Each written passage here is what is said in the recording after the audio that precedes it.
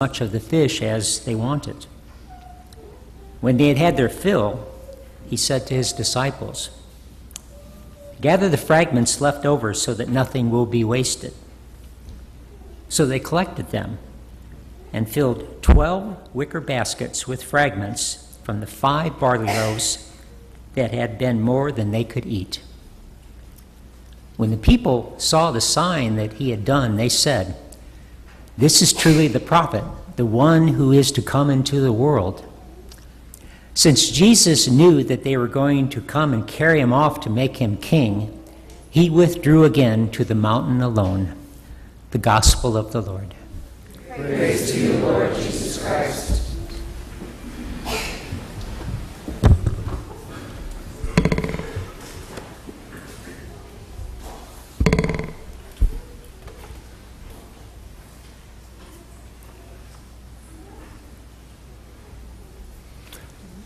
When you want to understand Jesus, it's important to listen to what he says, of course.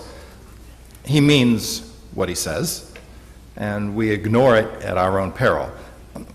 But it's even more important to watch what he does, and especially what he does when life interrupts what he was planning to do. Now, most often, he plans to spend his day teaching. He has a lot that he wants to say to all different people as he travels around through many different areas. If you notice, though, his teaching plans often get set aside. People bring sick people to him, and he stops what he's doing and he takes care of them. He might even leave the crowd altogether, wherever they are, and follow someone home because they have a sick person at home. Over and over again, the stories in the gospel are interruption stories. They start with Jesus getting interrupted and then choosing what to do in that moment. Now, today's story is another of the interruption stories. But it's not a healing story, it's a feeding story. And he was gonna keep teaching, but he realized the group's hungry. Now, all 4 Gospels tell this story. Some say 5,000, some say 4,000, because just whatever it was, everybody was amazed at this moment. It became one of the stories most told of Jesus as his history was recounted. But it wasn't told just because of Jesus' seeming magic abilities. This is a story about Jesus' good heart for people in need. It's also the Gospel of John's version, the "we can't afford this" version of the story. I like this version. It's real. The problem of trying to follow Jesus, of course, is that the scale of human need is so overwhelming. Even today, when Pope Francis calls on Europe to deal with its immigration issues, Europe feels overwhelmed by the scale of it. And that's today's reading too. Jesus wants the apostles to do something, and their response to him is a financial one. Even 200 days' wages, we couldn't feed the crowd. They're right. It's just not how Jesus thinks of it. And that raises a question. How do we know when we've done enough to satisfy this part of Jesus' teaching? What's enough when it comes to caring for the poor? Do we get to say to God, "Don't ask more of us, we're doing enough"?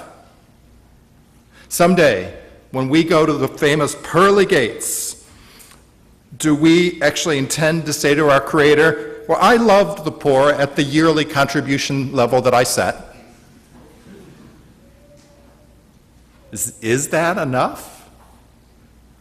What's enough when you say you're following Jesus and he lets himself be interrupted by just about every presenting need that comes along. Now, the apostles today proposed a limit that Jesus rejected out of hand, but surely there's some limit. It's not fair, of course.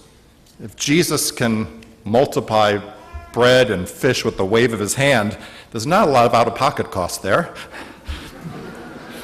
And if he can heal people just by laying hands on them, he doesn't have to worry much about funding a healthcare system. Our approach, of course, has been multi-layered. It begins with your own charity, from your own personal resources. And it gets extended by the work that you do here together through the Catholic Center. You bundle donations from each other and you direct it to human need here and abroad. But let me make you even prouder. Do you know that 1 out of 4 Americans, people in poverty, 1 out of 4 people in poverty in America get their services from the Catholic Church? Whether it's Catholic Charity or the St. Vincent de Paul Society. Do you know that 1 out of 6 Americans gets their health care from Catholic health care? All those Catholic hospitals all over the country? Do you know that the Catholic Church is the largest provider of private K-12 education in the country? Do you know it's the largest provider of private higher education in the country? It's the largest provider of refugee resettlement, even larger than the government itself. Catholic Relief Services is the world's largest source, is among the world's largest source of emergency relief, and it's entirely funded by U.S. Catholics. The social ministries of the Catholic Church are the largest single source of social good in this nation, outside of the government itself. That's not a judgment, that's the numbers. But let me make you even prouder still. When 50% of the elderly were slipping into poverty in 1935, the U.S. created payroll taxes and built Social Security, a safety net, so that the elderly would not have to starve. When 1/2 of the elderly of this country were in poverty and couldn't afford both food and rent and had to choose, we stepped up as a country and said, let's create a safety net, and we did. In 1954, they added a provision so that the disabled who could not possibly work could have a small income. In 1965, Medicare was added so that the elderly could at least get a modest level of health care if they couldn't afford it. Medicaid was added for the poor to at least get a modest level of health care. CHIP was created in the 1990s so that 8 million children from poverty could get health care. And yes, the Affordable Care Act was added a few years ago to those who could either no longer afford health insurance for their treatments or medications. It forbade the insurance companies from denying people because of previous conditions. 11 million people benefited. Provisions within it, it still exists, provisions within it have been unwound in recent years. But there's a strong national agreement on both sides of the aisle that people shouldn't be denied health coverage because of pre-existing conditions. And I have no doubt that this debate is going to continue until we find some approach to some of this. Now, you may have many complaints about these programs. So do I. But I know this, that my retired parents are able to survive because of Social Security. They worked their whole lives, but now in their 80s, that's helping them get by.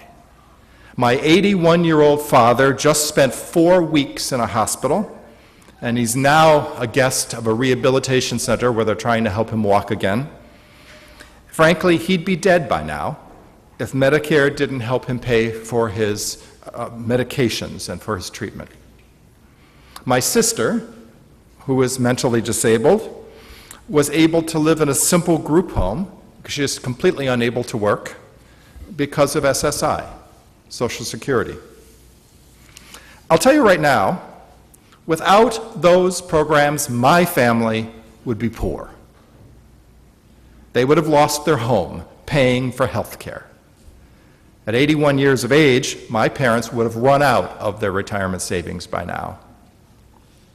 In 1935, one half of the elderly in America were unable to pay for housing and food. God bless Social Security. We may need to fix it, but we'd be in a terrible fix without it. So there's the problem. Our politicians complain about these programs. We complain about these programs. None of us like to pay taxes for them. But it turns out that many of us would be poor without them. And it turns out that the hero of today's story of the feeding of the crowds was only partly Jesus. We saw Jesus' good heart on display for sure. We saw his priorities for sure. Human need comes first. We even saw him collect leftovers so that they could be put to good use. All of that's true. But it turns out that the hero of the story today was a boy who happened to have 2 fish, 5 loaves of bread, and was trusting enough to say that he'd share what little he had. His answer to the human need around him was simply, "Here, take mine." Now, Jesus doesn't say build large government programs.